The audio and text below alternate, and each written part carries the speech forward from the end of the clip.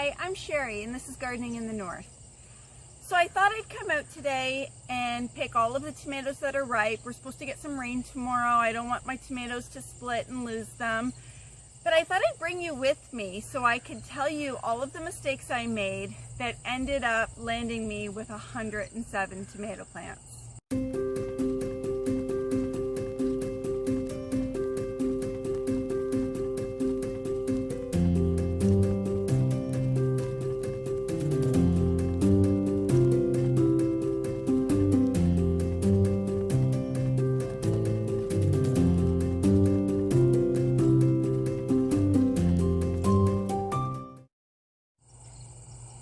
First thing I have to tell you is that the garden is not pretty. There are a lot of tomato plants that I haven't tied back that are showing a lot of, yellowing and a bit of disease. And unfortunately, when you have a really large garden and your harvest is so big, you spend a lot of time preserving that harvest. And unfortunately, your garden and the maintenance that you would normally do in it aren't your priority anymore. So I'm going to bring you through my garden anyways, because I think that it's reality. I think it's a reality for a lot of people that, you work really hard on your seeds, you germinate them, you get seedlings, you baby your garden, you amend it, you do everything you're supposed to do. And then once your harvest starts coming in, you have to pick which one is more important. And so as we go through my garden, you're gonna see that some of the plants need to be pulled out. Some of the tomato plants I stopped tying up and I just let them go naturally. And so you'll see that some of them are laying along the ground, some of them are bent over the fence. But again, it's reality. So come with me, we're gonna harvest and I'm gonna tell you how I ended up with all these plants. So here we have the Juliets. And so I'm just going to start pulling them off as I chat with you. I don't know how many of you have grow stations or grow setups in your home, but I've done it now for about 3 years since we've been in this house. And the first year that I started doing the grow stations where I'm germinating my own seeds, I started off in a 4-tier shelving unit, and I put 2 lights on 2 of the shelves and it was fabulous. Except that, as any grower knows, any gardener knows, you do that and then you want more. And so I wanted more, and I got 2 more lights so that all 4 shelves were filled with lights and seeds, and I was super excited. I had all my seeds ready, had my calendar invite set to go off so that I knew when I had to plant my seeds. Except that after I planted all my seeds, they all dried out and I lost them all. So again, a week later, I planted them again, and this time I wasn't going to let anything dry out. And then I drowned them. I watered them twice a day thinking that they needed the extra water. I didn't want the soil to dry up, and I drowned them. And now we're in about 2.5 weeks past that calendar date that I was supposed to plant my seeds and have them germinate. And so then I do it a 3rd time, a 3rd round of seeds. And now I'm impatient. And a couple days go by and I say to my husband, they're not germinating. The 3rd set of seeds are not germinating. And he's like, have patience, Sherry, have patience.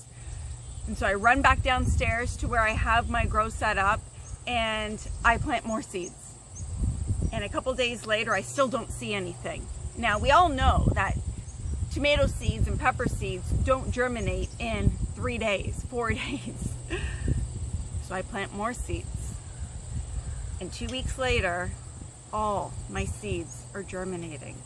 And I don't know what to do with them all. So I get more lights. And I remove stuff off of my storage shelves and I put lights under there. And as the seedlings get bigger, I pot them up and I put them in there, and I end up with close to 140 tomato plants. I don't know what I'm going to do with all these tomato plants. So I start thinking, where am I going to put them?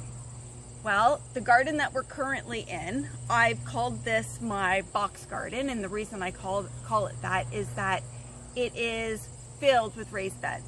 So I thought, okay, well, I have some beds here that I planted my tomato plants in last year, my 26 tomato plants last year. And I thought, okay, well, I'll use these beds and I'll amend my plan for my hilltop garden. Great. And I thought, I'll give some away. Friends, family, I'm sure I can give some away. There are tons of people out there that, you know, couldn't be in the same situation that I'm in, that planted way too many seeds.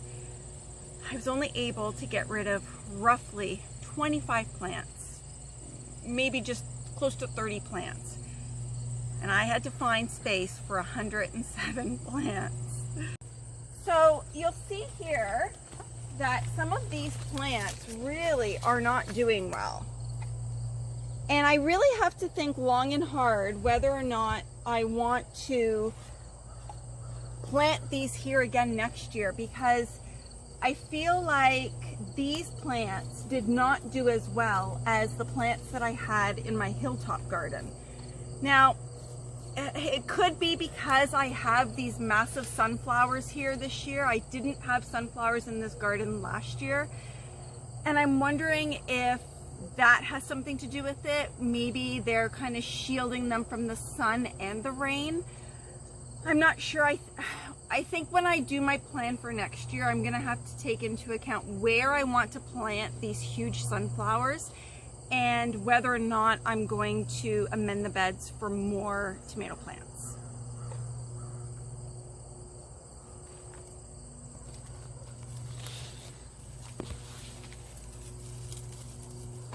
So this tomato plant here is looking very rough. And I want to point out how interesting it is that during the day, we are not afraid of the hornworms. But at nighttime, there's no way I'm walking so close to all these tomato plants and having them rub on the back of me, not knowing if there's a worm on the back of me. Okay. So I think I'm really going to have to, in the next couple days, come out here and actually just pull these plants out. And one thing I want to mention to you is that some of them do have disease, and because of that, you want to burn them. You want to put them in your fire pit and you just want to burn them. You don't want to put this into your compost so that any of that disease that these plants might have is passed on to your compost for next year's plants.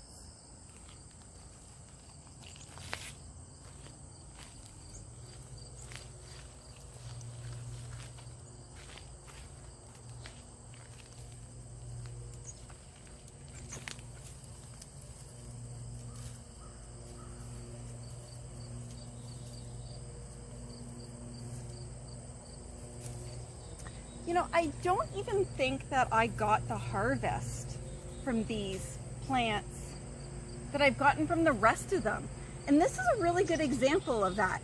This tomato is the yellow pear-shaped tomato, and last year I got tomatoes, or this type of tomato, and it was probably double the size of this. So even the sizes that I'm getting from these plants over here are not great. And the ones that are growing bigger are getting a lot of these split lines on them. Now I know you can get that from not enough water or too much water, but I haven't done anything different this year than I did last year. So besides the sunflowers, and that's the only thing I can think that I've done differently that is affecting my tomato plants.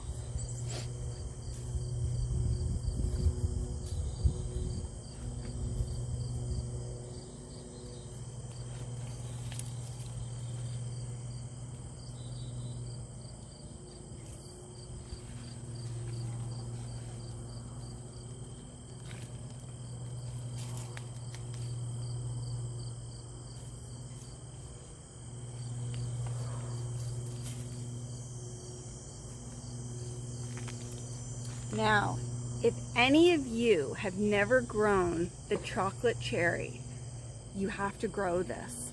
The taste that you get from this is levels above the rest of the tomatoes that I'm growing.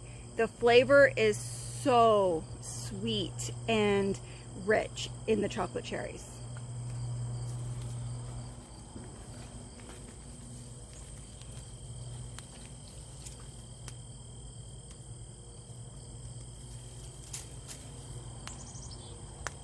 And look at the size. So nice. You could slice this up and use it as your salad tomatoes. Now, the one thing that I have been really surprised by is the Juliets. They've been massive compared to years before. So this has been a lovely surprise. Now, a lot of the tomatoes that I grow are the smaller varieties. I prefer having the cherries. I like having the small salad tomatoes. I am growing a couple slicers, and I think I'm going to do a couple more next year, but the majority of my tomatoes are always going to be cherries. I just think it's easier to preserve them in whatever you're doing. So come with me, I'm going to take you over to the pool fence tomatoes.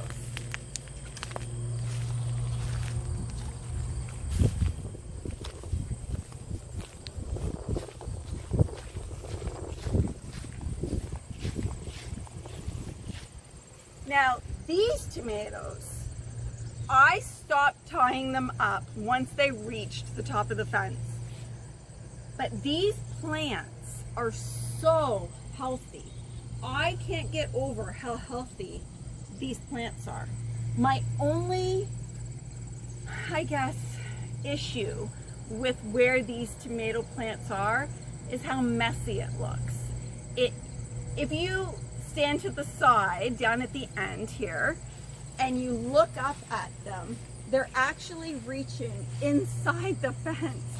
And so when I harvest these tomatoes, I actually have to pick them from the outside of the fence and from the inside of the fence. So one of the things that I will do different with this space next year is this is going to be where I plant all my garlic. And I think I'm going to try to plant roughly 300 garlic heads all along this side of the fence here. So, but we'll wait until the tomatoes are done.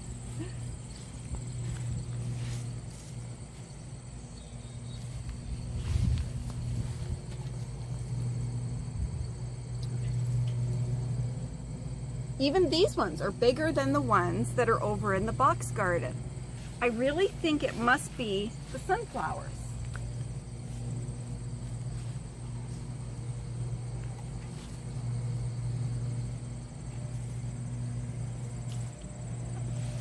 And the orange cherries.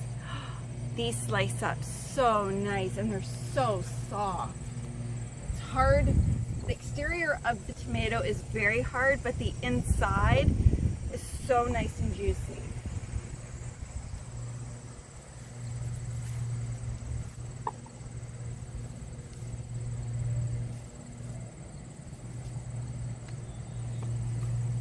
And I can't forget to put these ones hiding up in here.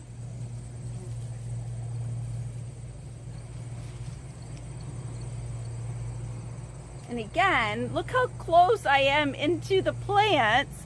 And I'm not worried about those hornworms, but I'll tell you, I wouldn't be out here at nighttime in the dark doing this.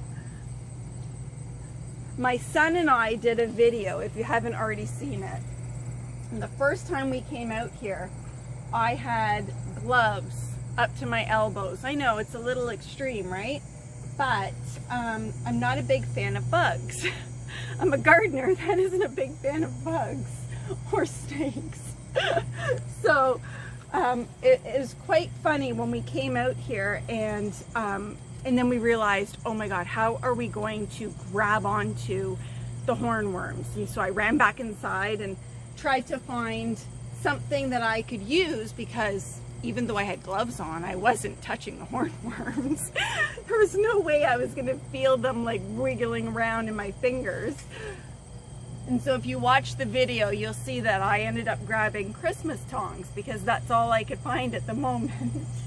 So those have now been labeled the worm tongs. And they've been used again for the little green worms that you get on your kale, your cabbage. So I was pulling them off with those little tongs as well. I still can't get over how healthy these plants look. Like, these plants are going to be producing for weeks. If the weather can just hold up. We actually dropped last night to 11. So it's getting a little bit scary. I'm really hoping that the weather holds up.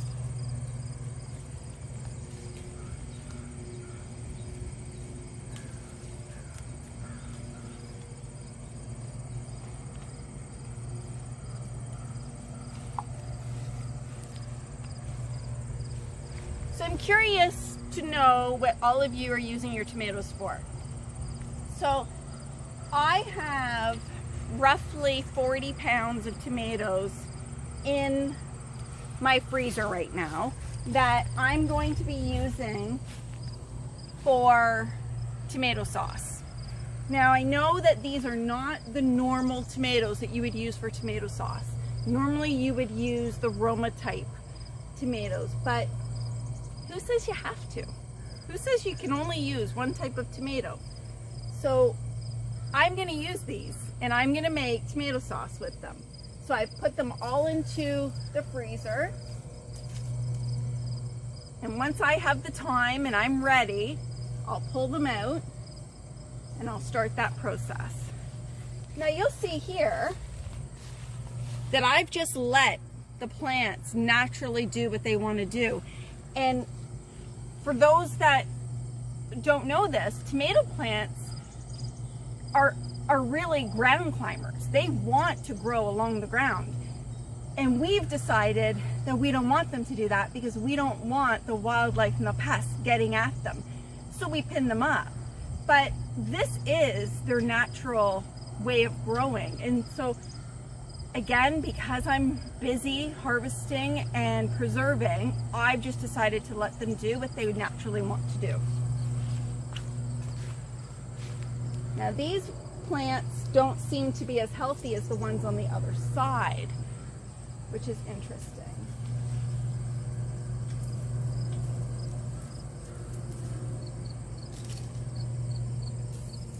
And so you can see all of the tomato plants that have grown inside the pool house here, or around the pool house. So I will go in there after and get those ones.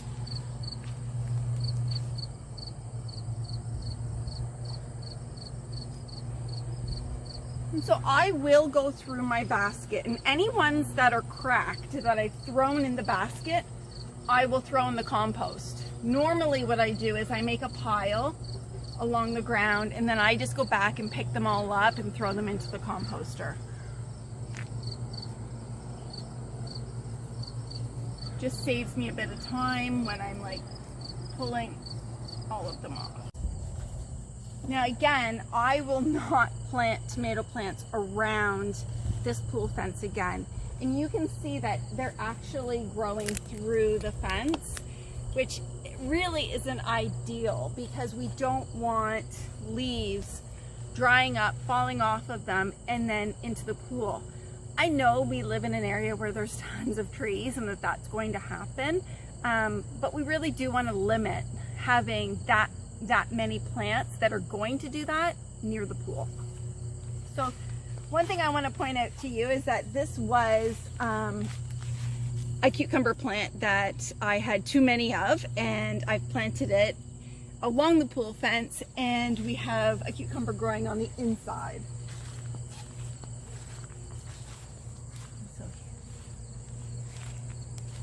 So this one here, I will also have to go on the inside of the fence to grab all of what's inside there. Oh, I'm dropping them all.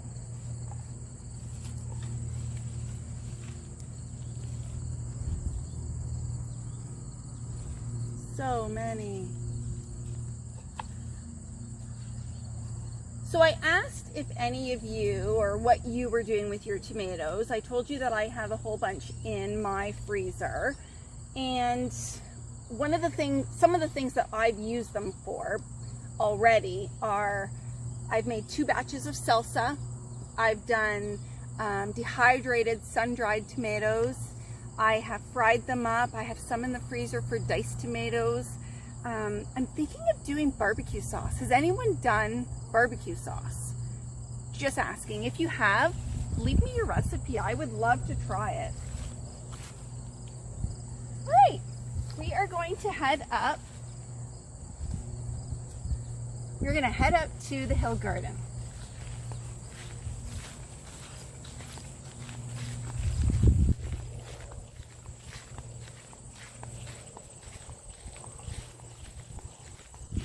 One of the things that I do want to talk about is trellising. So the plants that I've already shown you, 2 different trellising methods that I use there. The first one, I just used the bamboo stakes and I tied the plants to the stakes. The ones around the fence, I tied them to the fence. Oh, come here, Angel. This is Angel, and she is not my cat. I have labeled her my garden cat. She belongs to the neighbor, and whenever she hears me out in the garden, she comes and visits me. And of course, I leave her food and treats out too. So maybe that helps, right?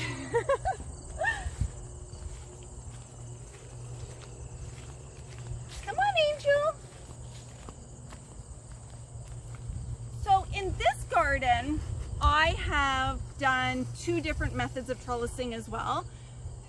The first one is very similar to the bamboo stakes. I just used the green plastic stakes. The second method that I used is the Florida weave. And so basically you take 2 stakes. I use 2x2s. You hammer them into the ground. You plant your tomato plants between them, and then you weave your line in and through them, and then back the opposite way. So essentially what you have is the string, the rope, whatever you're using, is holding your plant. She's rubbing on me and giving me nice kisses. She's rubbing on Nicole. I do want to point out the leaves that I have here on the ground. These are Comfrey. And so this is a Comfrey plant here, and this, I ripped them off of it. I just recently did a video on Comfrey. Amazing, amazing fertilizer. So anyone who hasn't seen that video, please take a look at it. This particular plant is Bocking 14, and it's from Bocking, England, and the seed is sterile. I know that there is a lot of Comfrey out there that is very invasive. This particular one is not. The only way to have more, or to propagate more of this plant, is to cut the root system and plant that root system. So this is my property line on this side of our property. And these 15 plants that I have along the property line were plants that I didn't know where I was going to plant them. And I thought, why not put them here and see what happens? Now, they didn't grow as big as the other plants that I have, and I have a feeling it's because I have my asparagus ferns right here. And I think that they do shield the plants from getting sun. So I think I'm going to have to do a little bit of research to find out whether or not I can trim these back to allow the sun to get at the tomato plants, or if I just have to move the tomato plants.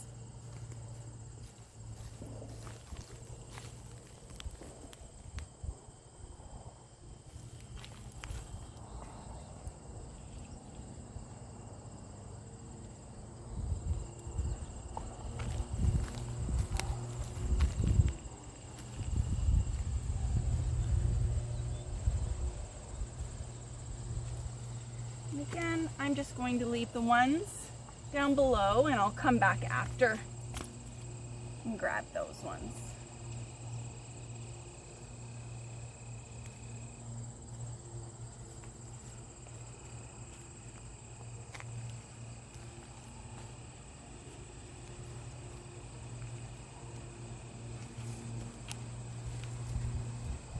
Angel. Hi, pretty girl.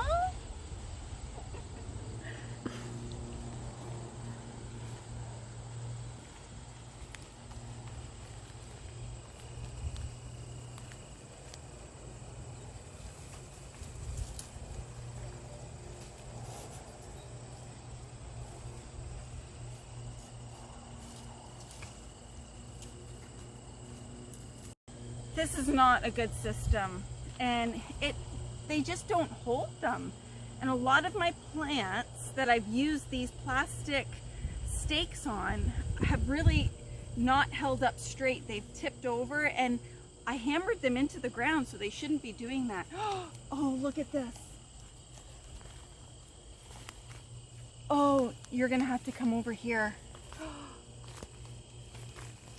Look at these caterpillars. They're so pretty.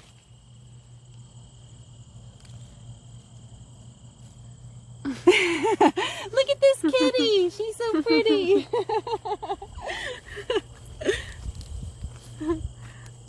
Oh, Angel.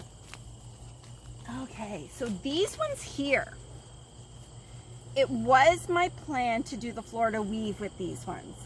However, as the plants started to grow, I felt like the Florida weave really was a very messy way of trellising, and I just felt like I needed a bit more of a tidier trellis method.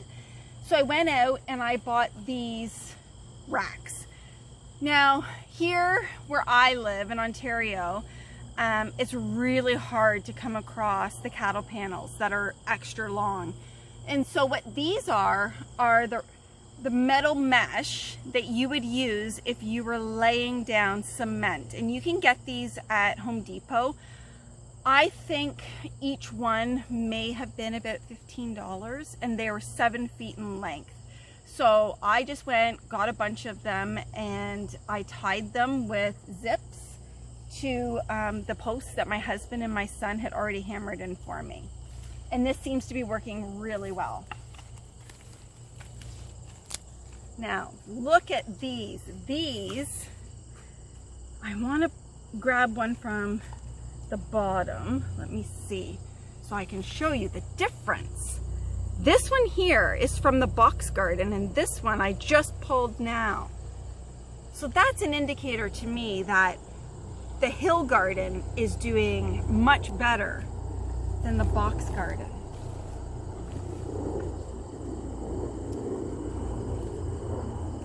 Like this is the size of a small slicer, almost like a small Roma, really.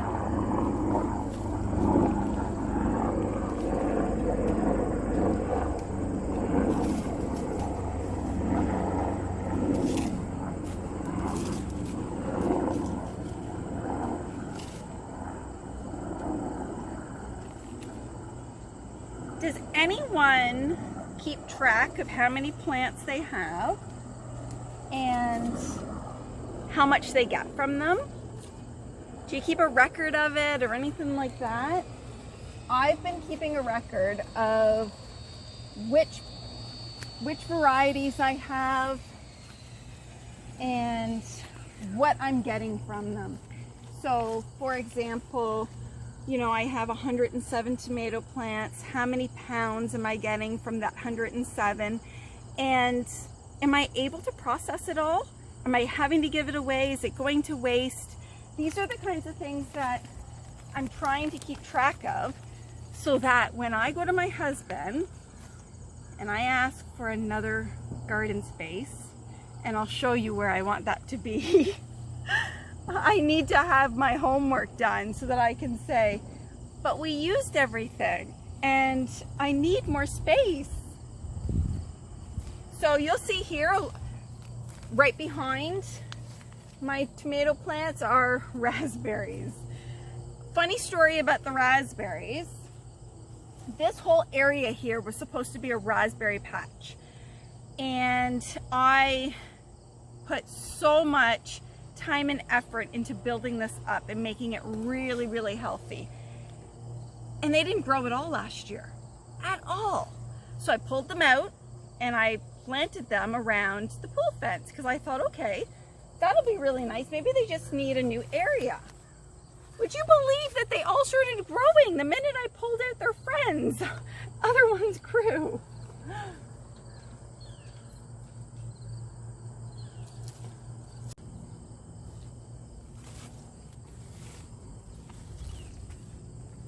Okay.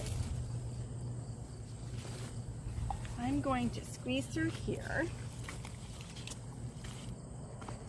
This is a really interesting tomato plant I have here. So the reason I say that is the only plants that I actually labeled were my old Germans, because that was a new variety I was trying. This is labeled an old German, but it doesn't look anything like my old Germans. And so I'm wondering if the seed package was mixed up a little bit, because these look like Romas to me. I don't know. I also want to point out how my fingers are looking. All that green stuff, that fun green powdery stuff that if you were to go and wash your hands with soap and water, it doesn't come off. You need to use a bit of vinegar and a little bit of a scrub pad and you'll get it off. Okay. So, if you just follow me over to the last tomato plant.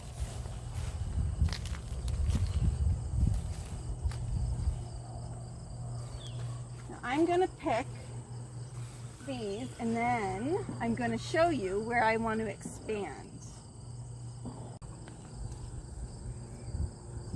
So many. Okay, let's go around the back.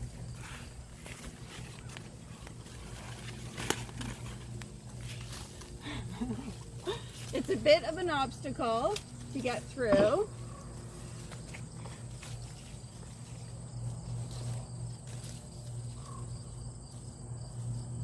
Okay, so I'm going to finish picking all the tomatoes along this this line here, and then I'll go in front and pick those ones as well. But I want to show you this whole area here is where I had my buttercup squash and some of my spaghetti squash. And if you look at the space right behind it, this is space that we never use. We don't use it for anything. And so my future plans for this space would be to expand this garden out so that I can expand on my pepper varieties and so that we can possibly get chickens. And so I think that that area there may be the area that I would like to do that in. It's still in the discussion stage, but that's what I'm thinking. So this is my harvest today. Harvest of tomatoes, not bad. Thank you for spending time with me as I walked through my garden. I hope you enjoyed it. If you want to see more of my garden, leave me a comment below, and as I do things in the garden, I'll make sure that I share it with you. Thanks for sharing your time with me.